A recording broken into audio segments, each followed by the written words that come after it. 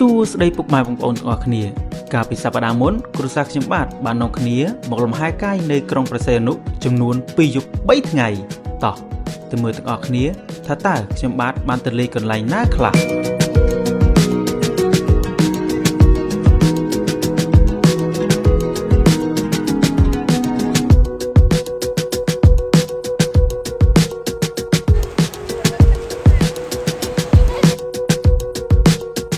មកដល់ភ្លាមកម្មវិធីដំបូងគេសម្រាប់កូនតូចៗរបស់ខ្ញុំគឺមកលេងទឹកសមុទ្រនេះតែម្ដងឃើញទឹកសមុទ្រដ៏ថ្លាខ្សាច់សរលោងបែបនេះក្មេងៗសប្បាយចិត្តខ្លាំងណាស់រត់លេងផងហែលទឹកផងធ្វើឲ្យខ្ញុំដែលជាឪពុកម្ដាយបាត់អស់នូវភាពនឿយហត់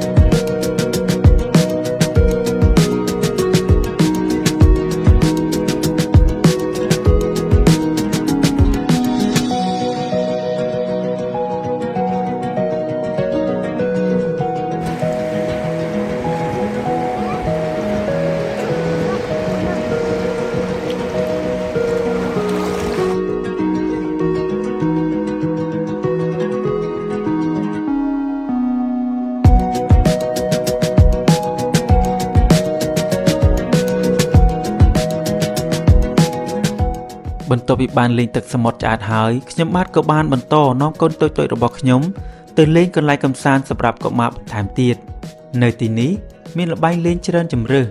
មើលទៅក្មេងៗលេងសើចសប្បាយចិត្តមែនទែន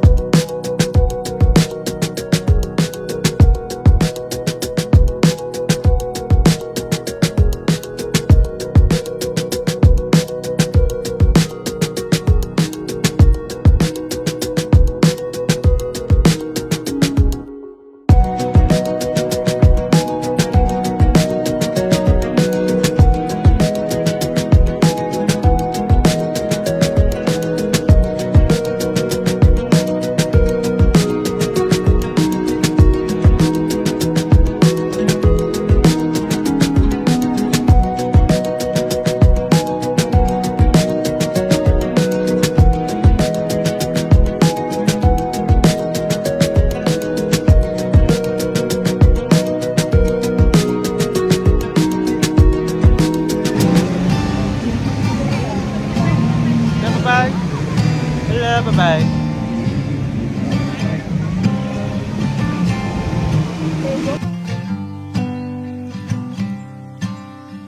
លេងហត់ពេញមួយថ្ងៃដល់ពើបំពេញធម្មពលមកវិញហើយពួកយើងបានជ្រើសរើសភោជនីយដ្ឋានមួយកន្លែងនៅជាប់មាត់សមុទ្រនោះគឺភោជនីយដ្ឋាននៅឆ្នេរអូឈើទាលញ៉ាំអាហារពើកម្លាំងមកវិញជាមួយនឹងការហូបអាហារដ៏ឆ្ងាញ់និងស្រូបយកខ្យល់ជំនោរបក់មករំភើយជាមួយនឹងការស្ដាប់សំឡេងរលកទឹកសមុទ្រផងដែរ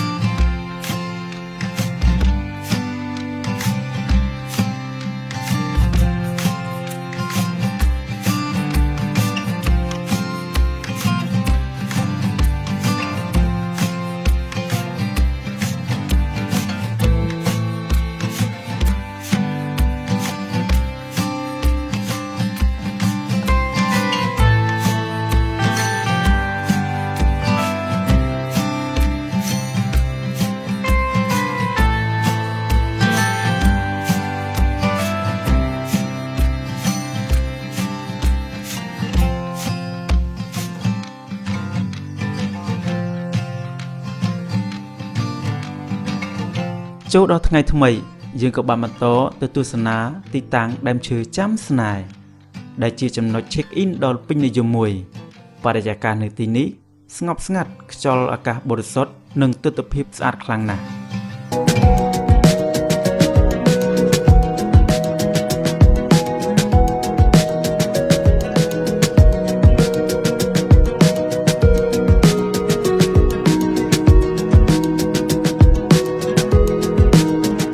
បន្ទាប់មកយើងក៏បានបន្តទៅទីតាំង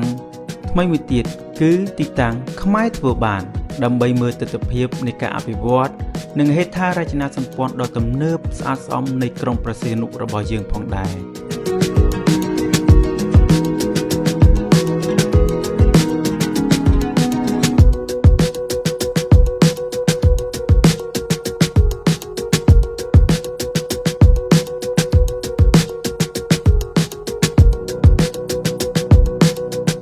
មុននឹងត្រឡប់ទៅវិញ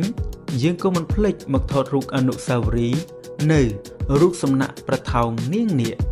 ដែលជានិមិត្តរូបដ៏ស្កឹមស្កៃនិងជាចំណុចទាក់ទាញសំខាន់មួយទៀតនៃក្រុងព្រះសីហនុផងដែរ